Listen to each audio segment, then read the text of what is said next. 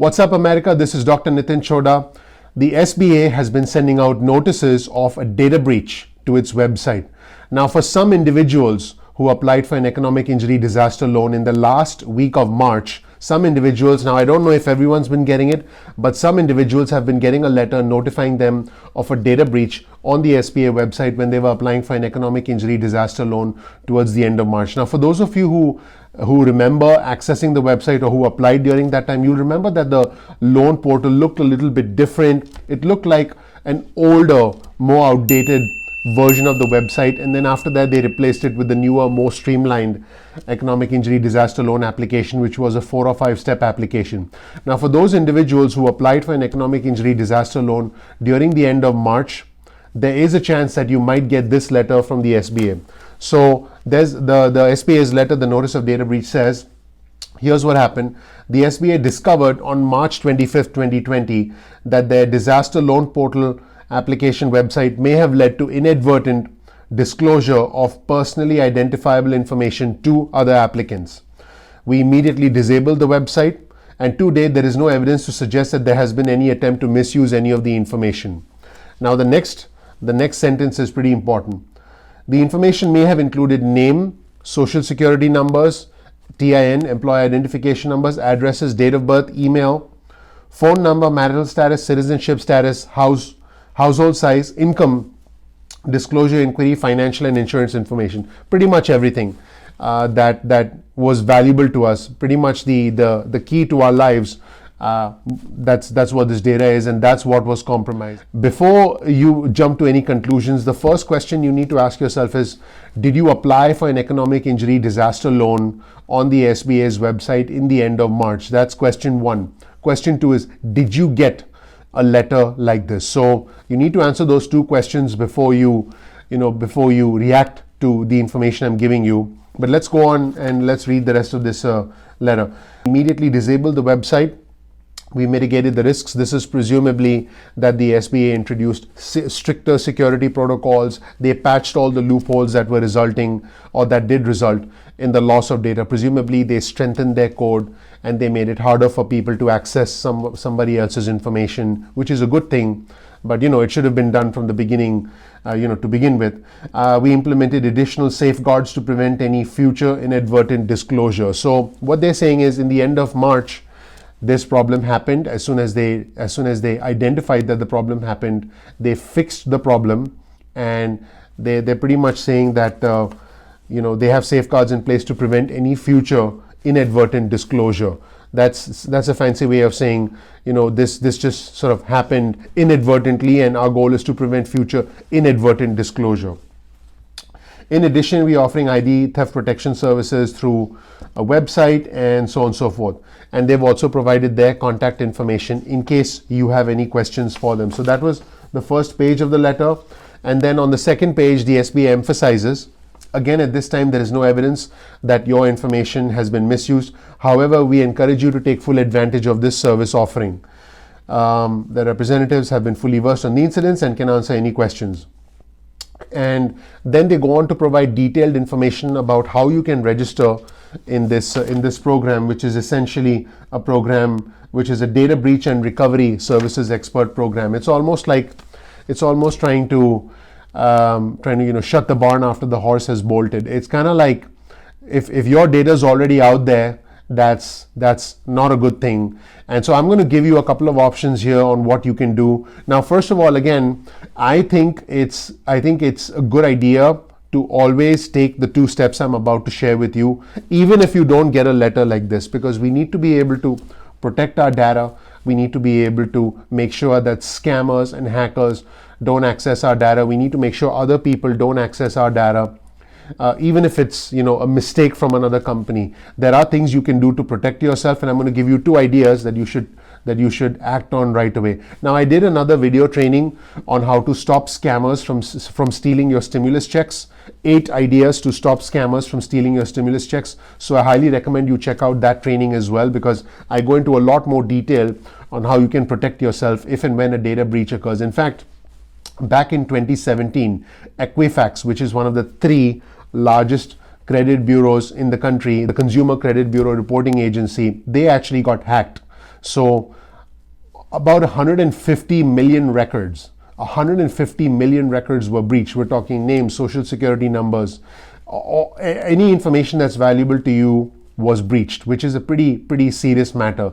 Now, this breach from the SBA, this notice of data breach from the SBA, essentially tells us that we are living in a new world. We're living in a world where our data may be exposed, is likely exposed, and we need to take steps to protect ourselves so that our data doesn't fall into the wrong hands, doesn't lead to someone trying to get our information, doesn't lead to someone opening up a bank account, opening up some credit cards, or in a sense messing with our identity. So I'm going to give you two things you can do. But again, before I get into that, let me emphasize the extent of this data breach at the SBA is unknown at the moment.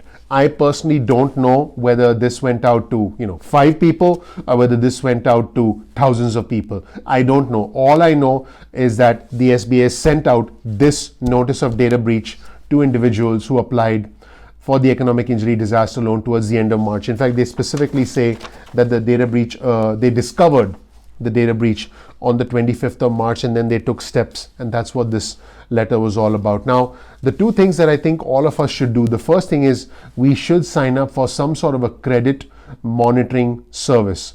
You need to sign up for a service that essentially monitors your credit, that gives you monthly or quarterly updates of your credit score so you know what your credit score is, and then also it notifies you if your credit has been pulled, or if someone's accessing your credit report, or if there's been some new credit that's opened up in your name. So it's really important for you to know this. This way you can stay one step ahead. A lot of these apps send you text messages on your cell phone. If there's a credit pull, they send you emails.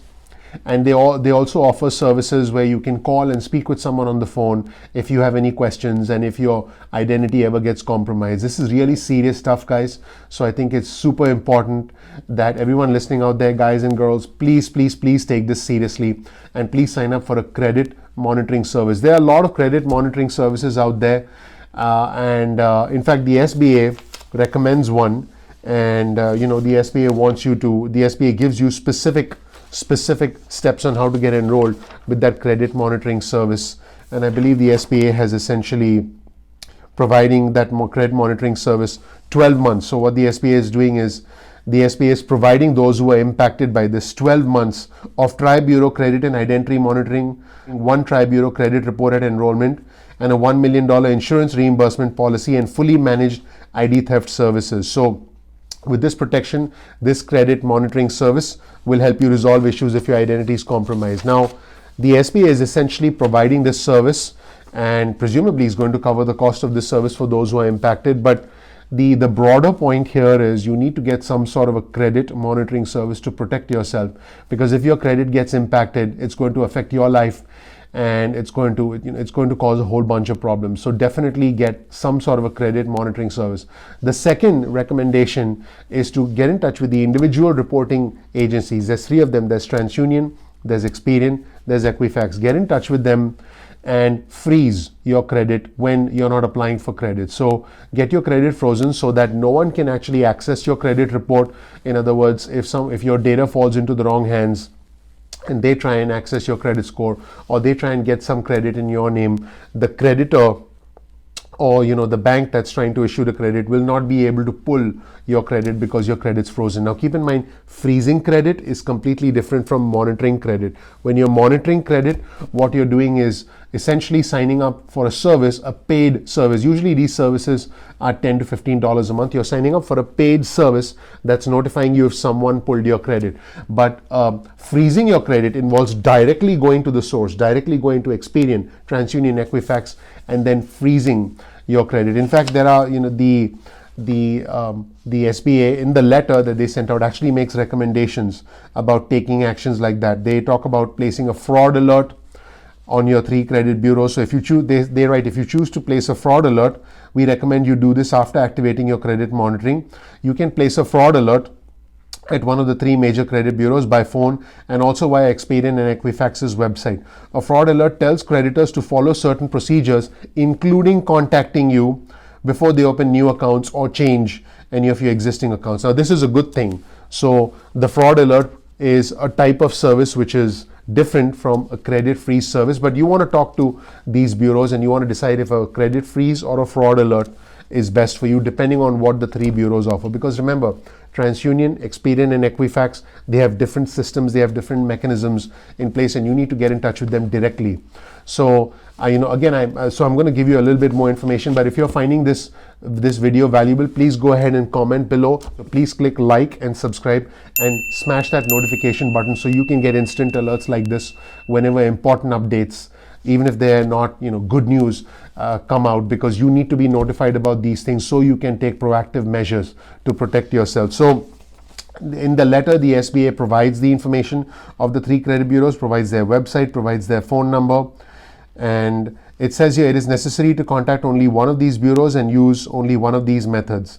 As soon as one of the three bureaus confirms your fraud alert, the others are notified to put alerts on your credit as well. So now we're talking about the fraud alert. We're not talking about the credit freeze, which is what I recommended. The fraud alert is something that the SBA recommends, and it's a similar process. You can decide to do one or both, or you can decide, you'll have to talk to each individual credit bureau and see what works best for you. Now, you might start posting comments below asking, should I freeze my credit? Should I do a fraud alert? You'll need to contact the credit bureaus directly and work this out with them, but you need to take action quickly. After watching this video, please take action by contacting the bureaus, commenting below. Other community members, other subscribers can give you information, but you need to take this decision yourself and contact the credit bureaus. So they talk about a security freeze as well, which is something I already went into. By placing a security freeze, someone who fraudulently acquires your personal identifying information will not be able to use that information to open new accounts or borrow money in your name. This is good. This is what I was talking about when I mentioned credit freeze. You will need to contact the three national credit reporting bureaus listed above to place the freeze. Keep in mind that when you place a freeze, you will not be able to borrow money, obtain instant credit, or get a new credit card until you temporarily or permanently remove the freeze. There is no cost to freeze or unfreeze your credit files. Again, this has to be done individually with the credit bureaus. You can obtain additional information by contacting different agencies depending on where you're located, and they give us the names of a few state agencies on this letter. So that in a nutshell, everybody, is this letter, the notice of data breach from the Small Business Administration. Please go ahead and click like. Please go ahead and click subscribe so I can give you breaking news alerts like this. Please go ahead and hit the notification button so you get an instant notification when I release important updates that could affect your financial health. And please go ahead and comment and participate and engage with the community. Thank you so much. I wish you all the best, and thanks for watching.